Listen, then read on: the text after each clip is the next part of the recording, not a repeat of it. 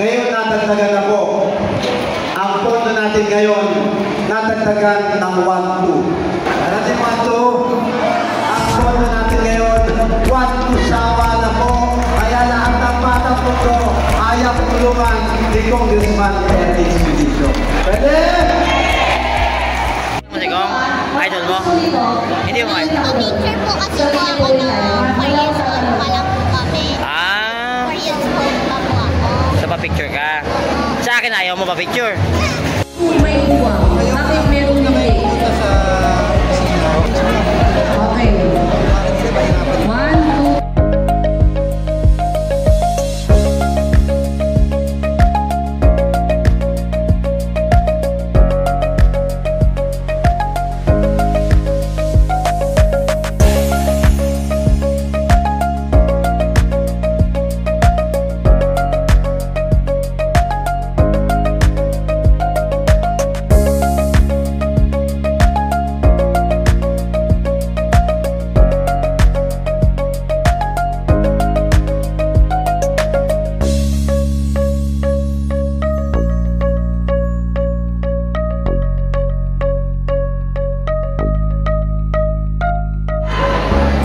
Obligasyon ng congressman, pag-aangin ang buhay ng mga batang mundo.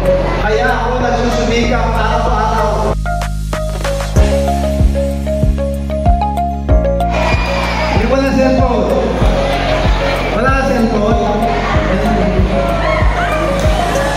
Talaga wala kayo cellphone?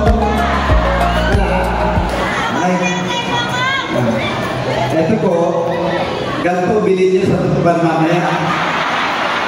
Message mo na cellphone. Hindi na para pa sa inyo.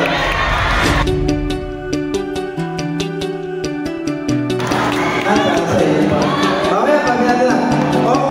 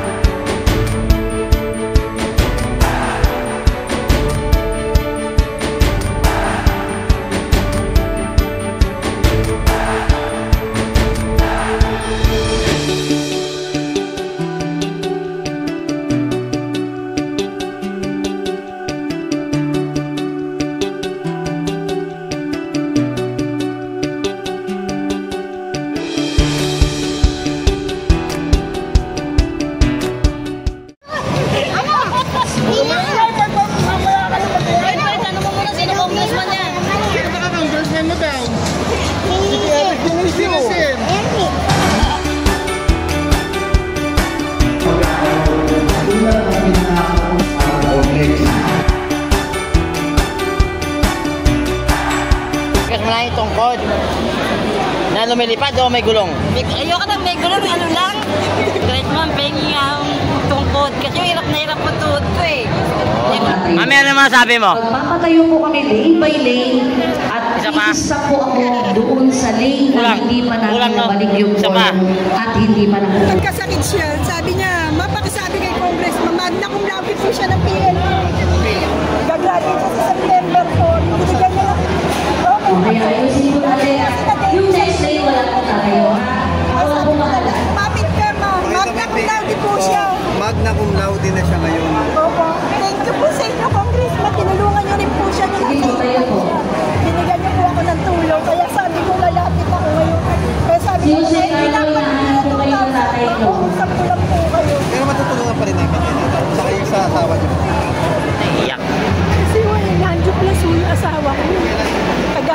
ng Barangay 70 po. Okay. Salamat naman po ako kasi si Consul Dumagoso, pupunta rin po sa bahay. Dinadalaw po kami.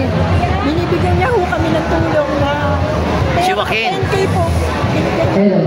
Okay, sige po. Magbibigay sa po kayo. Magbibigay sa po kayo sa buhay.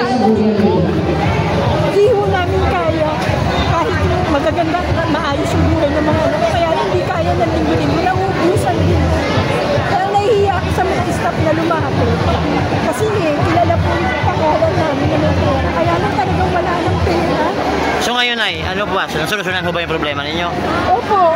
Kasi mabait naman po yung kapitbahay namin sa Barangay 77. Hindi naman po siya kaya lang nahihiya lang ako lumapit. Kasi kilala kami ng pera ng araw. Pero ngayon talagang wala na. Down na iba na sa utang. So solve na yung problema nyo ngayon? Opo, dahil kay Congressman. Ano po masasabi niyo po kay Congressman Ernie? Napakabait po naman talaga niya. Kahit kasi nasa city hall din po ako matagal na panahon. Lagi ho siya, pinakakain kami, minimeriendahan kami. Wala naman po akong masabi. Kaya sabi ko siya pupunta rito. Sige po, sabi lang na gano'n. Mamaya po yung member sa unang nila po ako magpapatayo. Pero hindi mo na po kayo. Sila na po ako pag-isa sa kabilang nila. Lahat na ho, marami ho naitulong sa amin niya sa mga anak ko. Saka hindi ko rin nasabi sa kanya. Salamat sa Diyos, Nay. May awa ang Diyos, Nay.